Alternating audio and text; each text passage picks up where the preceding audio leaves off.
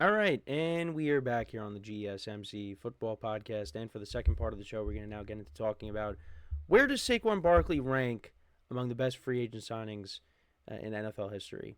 So CBS actually does have top 10 of the top 10 best signings of all time. So we'll kind of look at that and where would Saquon Barkley fit into that. Now, the thing with Saquon is um, the position he plays kind of hurts him. Because for me, in my lifetime, I would say the greatest signing of all time, it definitely would have to be either Tom Brady or Peyton Manning. And Drew Brees is also on there too, as well. So, and the quarterback position is the most important position. So for me, it would come down to, a quarterback. And, like for the Buccaneers, they had a lot of rough years. And then Tom Brady comes in, and the first year that they have him, they win the Super Bowl. Like with Peyton Manning, they didn't win the Super Bowl until his final year, and that was more on their defense as opposed to Peyton Manning. 2013, they did make the Super Bowl, but we all know what happened in that. And Drew Brees, of course, comes over from San Diego, the San Diego Chargers at the time, to New Orleans, and he did eventually win a Super Bowl with the Saints. But Tom Brady was like, they made the playoffs all 3 years. He was the quarterback. He won a Super Bowl the first year. I mean, it was unbelievable. And especially in a year during the pandemic, it wasn't easy. And he was able to get it done. Anthony Manzano in the chat, what's going on, man? Good to hear from you. He said, it seems like a lot of candidates for that job in New Orleans are pulling out now. Doesn't mean that the job is not as coveted as most people thought it was. I mean, I talked about this week. I mean, I don't think it's really that intriguing of a job, and because of the cap situation, and you got aging players on the team, and Derek Carr, of course, hasn't lived up to expectations. There's a lot of reasons why you shouldn't take the Saints job, as opposed to why you should take it. And then Anthony also says, was there any defensive players that made a huge impact on their team leading to a Super Bowl? Well, on this list here that CBS has, actually also Kurt Warner is on the list too. I mean, greatest show on turf. Because Warner spent the 1998 season in NFL Europe before. I didn't know this. Before he was elevated to the Rams backup quarterback job. Entering the 1999 season, he became the Rams starting quarterback when Trent Green suffered a season-ending injury during the preseason. Warner quickly rose to stardom. He won league MVP that season after throwing 41 touchdowns, leading the Rams to a 13-3 record. He won Super Bowl MVP after leading the Rams to a win over the Titans. And then he won his second MVP in 2001 after leading the NFL in passing yards and touchdown passes. Warner's Rams fell just short of winning his second Super Bowl in 3 years. He was inducted into the Hall of Fame in 2017. Yeah, I mean, I feel like you'd have to choose a quarterback, but there's a lot of defensive players on this list too. Curtis Martin is another running back that's on here as well. He had 7 consecutive 1,000-yard seasons with the Jets. In 2004, he became the oldest player to win the rushing title. Chris Carter, he in 1990, so he was released by the Eagles after some off-the-field issues, and then he had another opportunity with the Vikings from 1993 to 2000. He earned 8 consecutive Pro Bowl nods, led the NFL in receptions in 1994, and paced the league in touchdown catches 3 times. And this helped the Vikings get 4 division titles in addition to 2 NFC title game appearances. But, like I said, there's other defensive players on here. You got Charles Woodson going to Green Bay. He had 8 picks during his first season in Green Bay. He had 38 interceptions in 7 years with the team. He won Defensive Player of the Year in 2009. And, he was a part of that Packers defense that won the Super Bowl for the 2010-2011 season. You got Deion Sanders, who went to the 49ers. Deion had his best season in 1994. 3 of his 6 interceptions were for touchdowns, and he won Defensive Player of the Year. like I said, Tom Brady, Kurt Warner, Peyton Manning, Drew Brees, they're on here. Reggie White was actually number 1 on the list. He had 68 and a half sacks and 6 Pro Bowls during his 6 seasons with the Packers. This is after leaving the Eagles to sign with them. He had 3 sacks in the Super Bowl to help the Packers defeat the Patriots, and this ended the Packers' 29-year drought. I mean, there are some big names on that list. But like I said, for me, I guess just because like I've grown up in a different era, that, personally for me, I'm looking at the quarterbacks because, Tom Brady and Peyton Manning, I mean, those were big deals at the time. Like Drew Brees, obviously I was around, but I wasn't really, a football nut like I am now. But, the Broncos, they made the playoffs the previous year before they got Peyton Manning. Tim Tebow, he came in and was the starter. He didn't start out as the starting quarterback because I think, wasn't it Kyle? Was it Kyle Orton that year?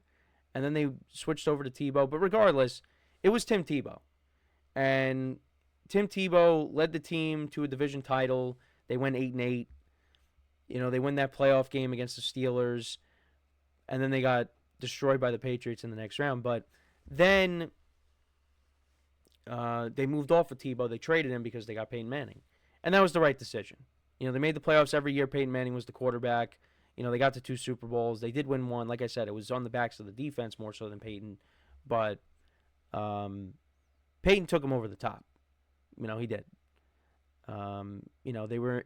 They at least got to the divisional round every year with Peyton as the quarterback. They at least had a first-round bye. So, yeah. And then, like I said, you had Tom Brady with the Bucs. I mean, that was an unbelievable turnaround for the Bucs when Brady came in because, with Peyton, he didn't necessarily bring over his guys. Brady did. I mean, Brady brought in Gronk. They signed Leonard Fournette. You brought in Antonio Brown. And on top of, the Bucs had a good defense. And actually, oh wait, no. No, Shaq Barrett was not. Actually, no. No, Shaq Barrett was on that 2015 team, I think. He was also on the 2020 Buccaneers defense. So, so there's a little connection there. But, yeah, I mean, for the Buccaneers to go from, being a team that consistently missed the playoffs to they've made the playoffs every single year since Brady became the starting quarterback for them. And now, obviously, it's transitioned over to Baker Mayfield. We've gone from Tampa Bay to Tampa Bay now. Although one and done for the Bucs this year. Brady really turned him around. So I like Saquon. Like for me, Saquon joined a team that was already loaded. And you could say the same thing about the Bucs because they had Mike Evans and Chris Godwin, but they weren't making the playoffs. Like the Eagles, they have made the playoffs. Now what is it? 4 consecutive seasons? 2021, 2022, 2023, now 2024. But they were already loaded. I mean, you have A.J. Brown, Devontae Smith. Jalen Hurts has... I mean, I know he took over as the starter in 2020, but since he started as the Week 1 starter back in 2021, the Eagles have been in the playoffs every year. The defense is pretty good. Saquon is a guy that did put them over the top. Has put them over the top. Peyton Manning got the Broncos over the top. Saquon has put the Eagles over the top. He has made that running game elite. And the Eagles' running game in the past has been good. Like last year, DeAndre Swift did a nice job. In the previous year, you had Miles Sanders and Boston Scott and Kenneth Gainwell. But Saquon Barkley has been the best by far. It's not even close. With the season that he has had, I mean, if he helps the Eagles, if he has a big Super Bowl performance, I mean, that top 10 that I just read you, he's in that top 10. He has to be. He came 100 yards shy. He's 100 yards shy of breaking Eric Dickerson's single-season rushing record.